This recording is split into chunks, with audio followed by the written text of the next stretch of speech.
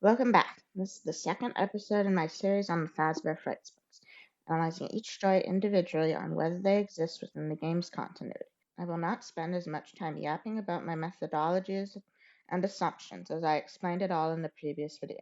I'll be referencing ideas I presented in that video quite a lot, but the big ones are that the Stingers take place in the game continuity and are before FNAF 6 and probably FNAF 3. This episode was going to cover the entire Eleanor thread, but so I didn't make another nearly hour-long video, I've decided to split the topic.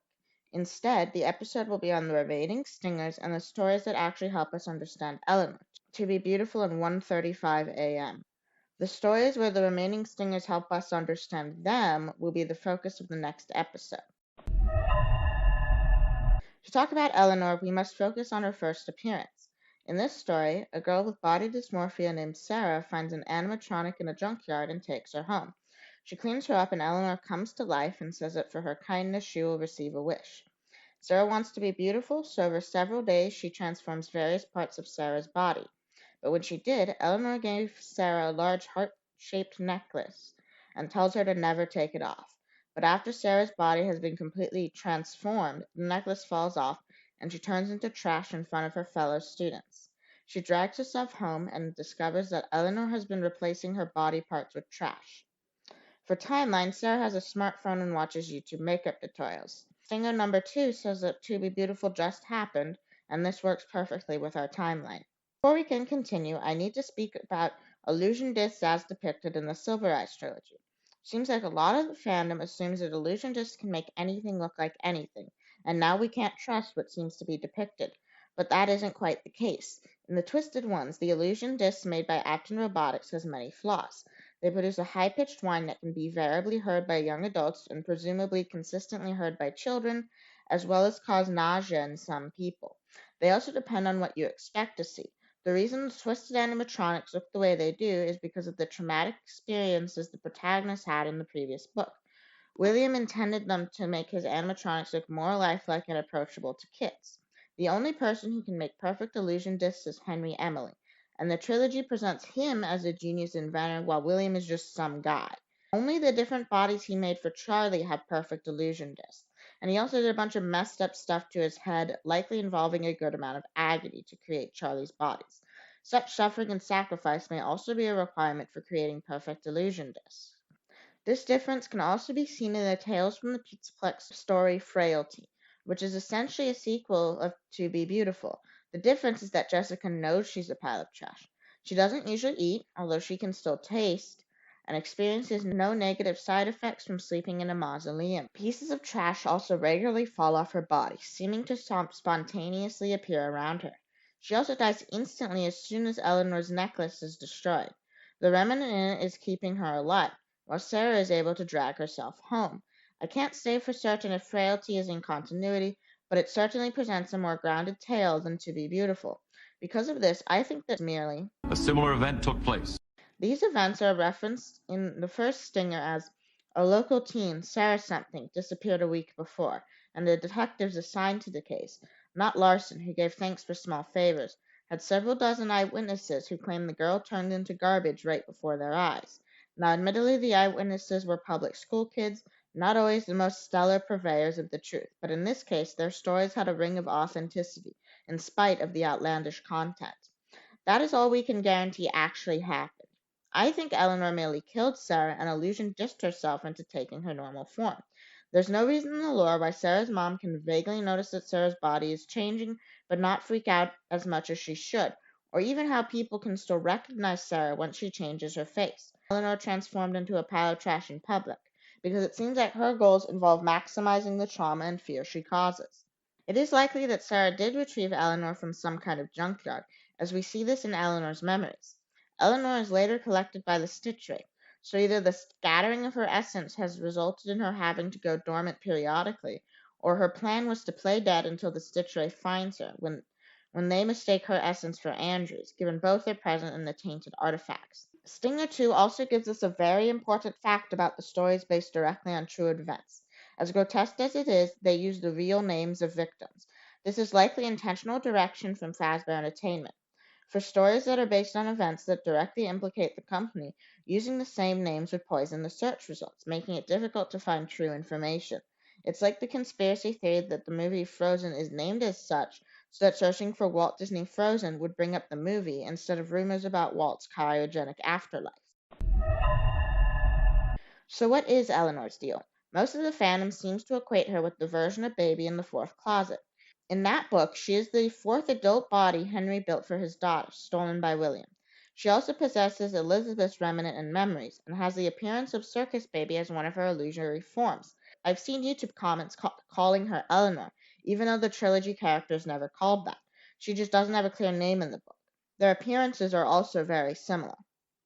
I think this is exactly who Eleanor is. When I said I see the Silver Eyes trilogy as a valid counterfactual to the games, I really meant it. I think Games Henry also tried to recreate his dead daughter, and simply failed. This answers a very important lingering question about the games.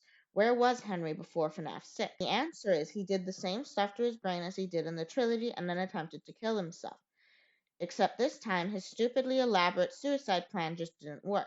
Henry was institutionalized, and it took him a very long time to understand reality enough to be able to be involved in the plot again.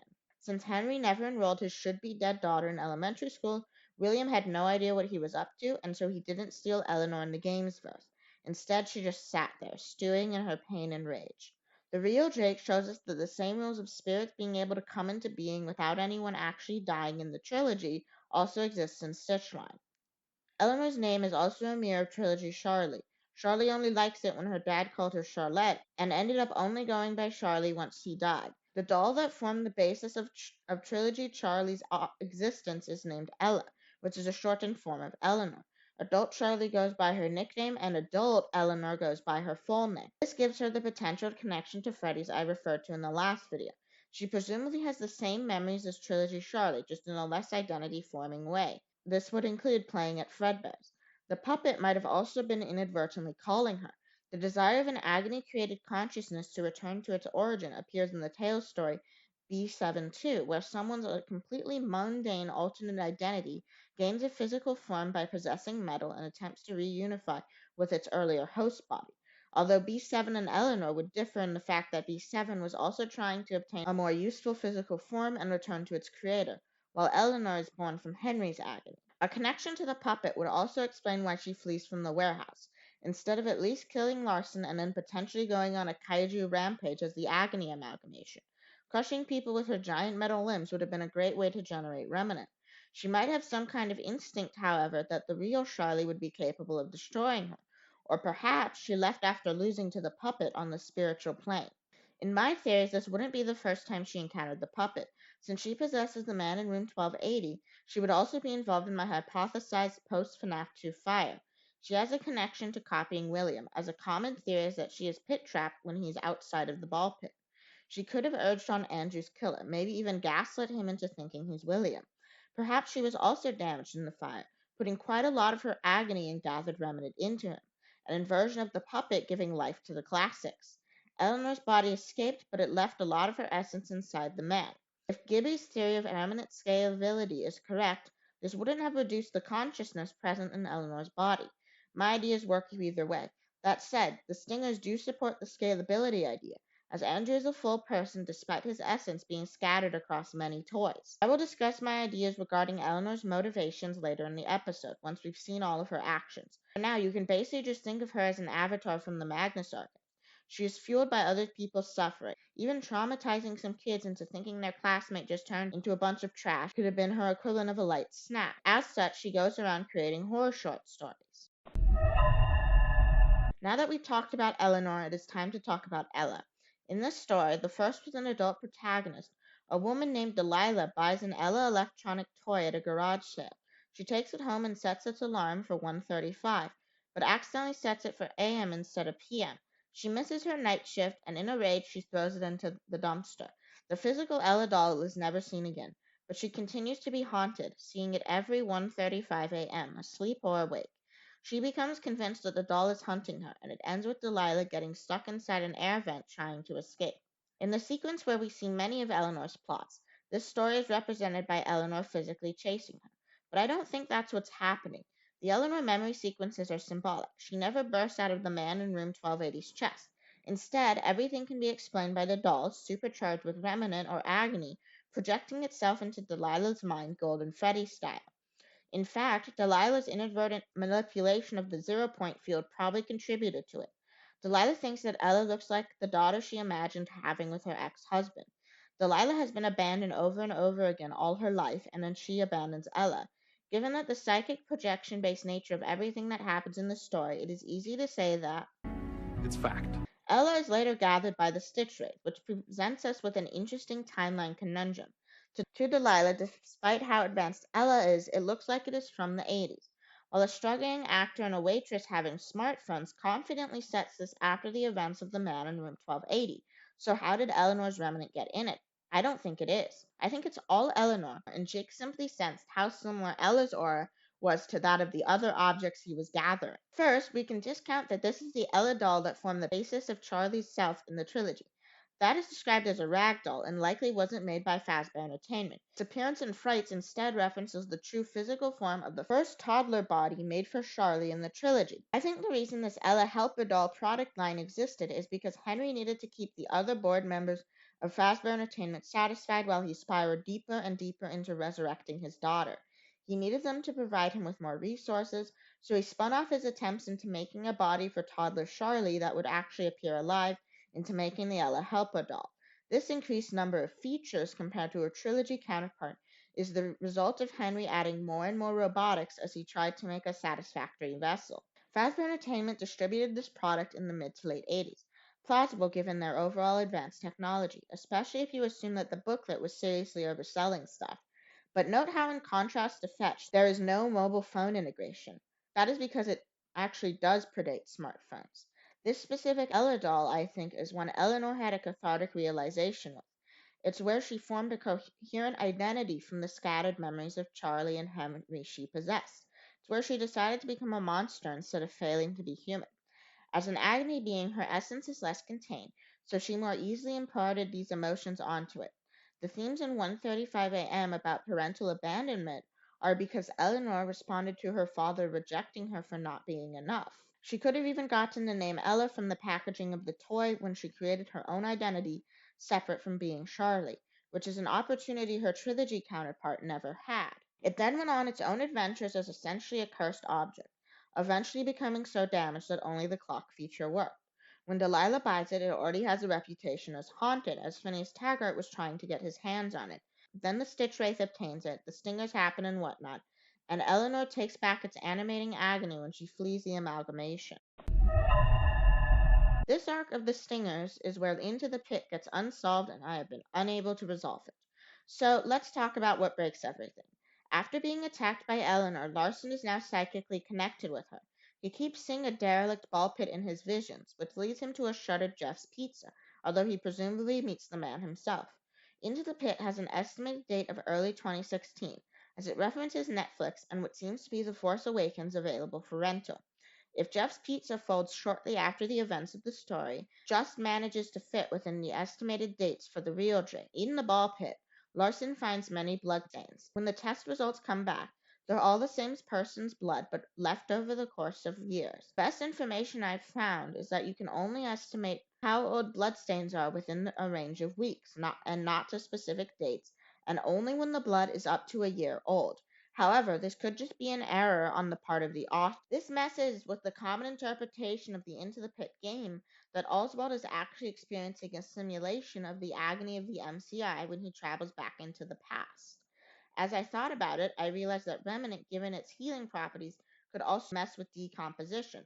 This could be the cause of all the varied dates, except for that the implied source of the bloodstains ends up being Detective Larson as he chases Eleanor through her mindscape. Injured by her, he enters the ball pit multiple times in multiple time periods, and mindscape weirdness could mean that while we only see a selection of Eleanor's plots, those that are connected to other stories, Larson had to experience all of them. Except there's one problem. Larson only enters the ball pit and gets injured within Eleanor's mind. But most importantly, it's that Larson finds these bloodstains before his fight with Eleanor. Part of the evidence of the past segments of Into the Pit, the game, being illusionary is that Oswald can do things in the past that change things in the present, but only after Oswald perceives himself doing those things. For Larson, this is reversed. Because of this, I am at a complete loss for how Into the Pit works. In Jake's sections of these stingers, he learns more about his new powers, now that Andrew has left the Stitchwraith. He is able to expand an unhoused man's happy memories within his psyche to grant him happiness and peace, even though he's still alive. He also meets an unhoused girl struggling with drug addiction and defends her from her dealers. He later brings her food, except it's no longer her. When Jake came back, she had been replaced by Eleanor. In the earlier stinger, he likely heard her moving around outside of the girl's shelter. Now, there are a bunch of little details that have changed, including that she now has Eleanor's necklace. She introduces herself as Renelle and gets Jake to find her father and organize a reunion between them. Jake brings her to Dr. Talbot's house, which, if you're confused like I was when I first read The Stingers, is a different person from Phineas Taggart, although they are colleagues. While Renelle is the name of Talbot's missing daughter, this isn't her form. She quickly switches to Renelle's form when she sees it on a photograph before Talbot notices. At the same time, Larson arrives at Talbot's house because he had consulted on many of the cases associated with the blood. At the same time, Larson arrives at Talbot's house because he had consulted on many of the cases that happened at the same time as the bloodstains were left. When Larson sees Eleanor, because of their psychic connection, he immediately passes out and then has to fight Eleanor in her mindscape to wake up. When Jake realizes who Renelle is, he attacks her. He doesn't really hurt her, but Eleanor warps her form to appear that she had been stabbed. Talbot shoots Jake and rushes to get Remanent to heal her. This was Eleanor's plan the whole time. I believe that Eleanor was running low on Remanent. The necklace she wears is made of Remanent. It belonged to the real Renelle, but it has Eleanor's illusion disc attached to it. It makes a lot of sense for perfect illusion disc to require Remanent as power. It's better writing to give everything fantastical a single origin. Eleanor, shown when her stabbing Larson infects him rather than healing him, is mostly Agony. Actually kill people directly with her animatronic form to get Remanent, or trick Talbot into giving it to her super concentrate. I've been interchangeably using Remanent and Agony as synonymous, or treating them as different things. I think they're different forms of the same thing, like ice and water, or a better metaphor might be different kinds of soil. Their properties can vary, and such a process is a spectrum. But when you're focusing on the life force and animation part, that leans more towards Remanent, while Agony focuses more on memories and emotion. The equivalent of Agony in special delivery is just straight up called Dark Remanent. Larson's research specifically notes that Eleanor being found by a teenager who then disappears is a common occurrence, in addition to all the other weird stuff she does. Since To Be Beautiful isn't a perfectly accurate recounting of the events, I think that Eleanor just lets them bring her to their room and then kills them. Then she does all this weird stuff because she also needs Agony, and for that you need to increase the fear. But unlike Remanent, her needing Agony is less like needing food and more like needing something to do, hence all the variation. Since the Simon doll also isn't directly possessed by Jake, the Jake inside the Stitchwraith is also all Agony. That explains what happened to it. It walked out of Jake's house and then ran out of animating force. Like Ella, it was only capable of doing things psychically. This is symbolically represented in how the doll provides the face for the Stitchwraith and fetched the power. The reason Eleanor tricked Jake into finding Talbot for her is presumably because even the short period of time she spent powering the amalgamation drained her. It's more efficient for the Stitchwraith to be tricked into finding Talbot. Eleanor also seems to have a sense of superiority and a sadistic streak, beyond what her nature demands of her. Perhaps she also wanted to corrupt Jake. Jake and Eleanor being the same kind of being, a memory echo of a dead child created by their loved ones, parallels the Silver Eyes trilogy. Eleanor isn't evil because she could be seen as lacking a soul, not strictly possessed by a human that was once alive. Who she is the result of her circumstances of choices. While Jake is the same thing, but he is also a good person. This is the same contrast between Charlie and Baby in the trilogy. In Eleanor's mindscape, Larson experiences Eleanor's perspective of various previous Fazbear Frights stories. These will be analyzed in depth in a future video. The stories featured in the first part of the vision are on screen now. However, the vision of the Blackbird is interesting, and by that I mean extremely frustrating. While in 1:35 a.m., Delilah is unable to see Larson. Makes sense, it's just a memory. When Eleanor is holding Sam in front of an incoming train, she flees when she sees Larson approach, and Larson gets Sam off the track. Sam does actually survive in Blackbird, which makes this more evidence for actual time travel, and I hate it. Instead, Larson is in a field and has to walk until he comes to the ball pit in its 80s mode. Blackbird takes place in the aughts, which I'll justify next episode. So this could go either way, whether or not Larson is in a different time from the Blackbird vision.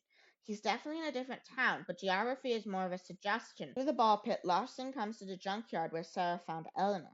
He fights her and throws her into a trash compactor, weakening her enough to wake up. In the real world, Eleanor has tendrils of agony everywhere, but given she just absorbed all the agony from everything the Stitchwraith had gathered, I'd buy this. She's not going full Venom. They just flail about and send Larson back into the dreamscape. Within the dreamscape, the pizzeria is now completely trashed. But as I explained earlier, the Stingers aren't too long after Into the Pit, between Freddy's shutting down and Jeff's pizza opening. Part of my not being sure about anything regarding Into the Pit is the question about how accurate the text in the game we have to the main game's continuity. If the haunted ball pit is really the MCI location, this could be between the MCI and FNAF 1, or it's completely created within Eleanor's mindscape, indicated by the door being mysteriously open. The problem is that Larson then ends up in what is likely where Eleanor stashed the girl she replaced earlier in the Stinger, since said girl ends up being okay. I do want to note that Eleanor, representing the girl she stole the identity of, being curled up in a trunk like this, represents what happened to Charlie in the trilogy when Baby took her place. Larson beats her in physical combat. Then he wakes up for a moment, but is shortly back in the streets of what is presumably Oswald's town once again. Now it is Papa Bear's pancake house.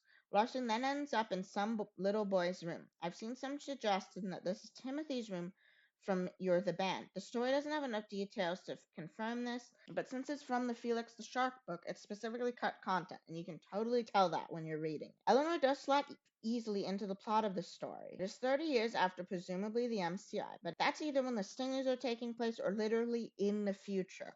So that points against the state of the ball pit being associated with when Eleanor's memory is set. Then we see the pizzeria being completely gutted, in a way that doesn't work with Oswald being able to play Freddy's arcade games in the back of Jeff's pizza. But who knows what any of that means, as we're crossing mediums and adaptations and everything has an uncertain continuity. At this point, it could be the actual future. I just don't know. Larson ends up in the warehouse from Dance With Me, which is another problem, as Dance With Me features an operating Circus Baby's Pizza in a time where people don't carry much cash. I previously dismissed this story as completely made up, and unlike something like Blackbird, we don't get any clues about what Eleanor was doing then, so the story doesn't become better situated in the Stitchline from the inclusion of this memory.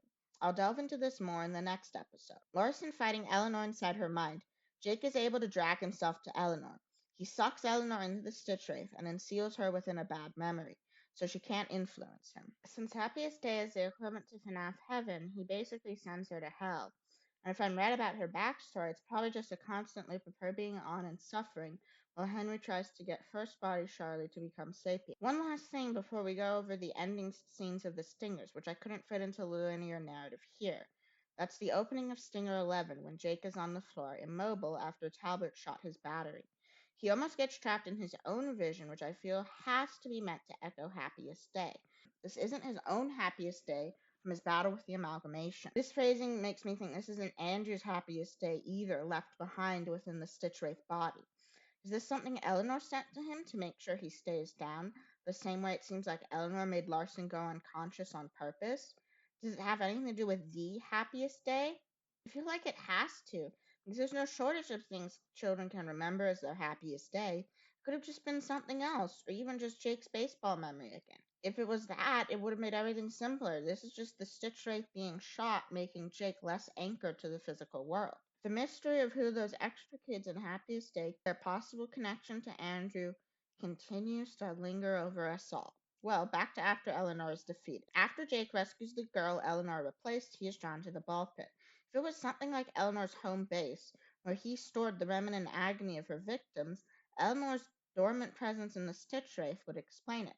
If the pit is such a home base, it would also explain why Eleanor sucked all the agony out of the amalgamation. She didn't need to reunify the essence to heal herself. She just needs to be physically present to retrieve her spoils. Jake sinks into the ball pit and finds himself in a vision of Millie from Count the Ways wandering in the cold.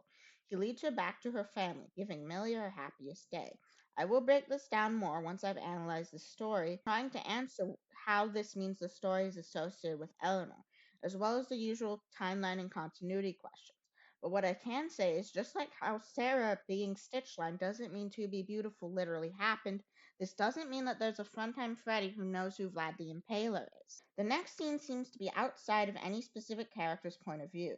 The balls in the pit rising into the air and becoming twinkling balls of light. Despite there not being a narrator character, I don't think this is literal. It's not something that the supernatural elements of FNAF would facilitate. It feels much more like the kind of symbolism you get in the minigames. Perhaps this is some kind of objective representation of the flip side, and if someone tried to psychically reach Jake as he's seemingly bringing peace to all of Eleanor's victims, this is what they'd see. Finally, we get Larson talking to Dr. Talbot, getting information that isn't news to any of us, beyond establishing that the heart-shaped necklace is made out of Remanent, which he gives to Larson. As I said, Larson also hears Eleanor's illusion disc on the necklace. If frailty is to be believed, it somehow ends up in possession of Jessica. I don't think it's a must that she has to have dealt with Eleanor. She could have died in a junkyard, explaining why she hates them, and then Larson gives her the necklace, remembering that Remanent has healing properties. But it was too late to keep Jessica from dying. However, the extra Remanent let her possess and animate the pile of trash she died upon. Well, it doesn't make sense for Sarah to be able to move her trash pile after she loses her necklace. Jessica being able to do so is just a mini version of the amalgamation. There, I've done it. I've explained all of the stingers, the timeline for this episode. I would love to hear anyone's ideas about the stuff I couldn't solve. As I said last time, the reason I make these videos is to hear what other people have to say. Additionally, what do people think about, and as a side thing, what do people think about the visual quality of my videos? I try my best to balance keeping it visually interesting with not spending too much time on editing for only minimal returns. Sorry I couldn't get to the rest of the Stitchline like I planned, but these shorter videos should be better for everyone. The next episode should come out the week after this, AbsolX.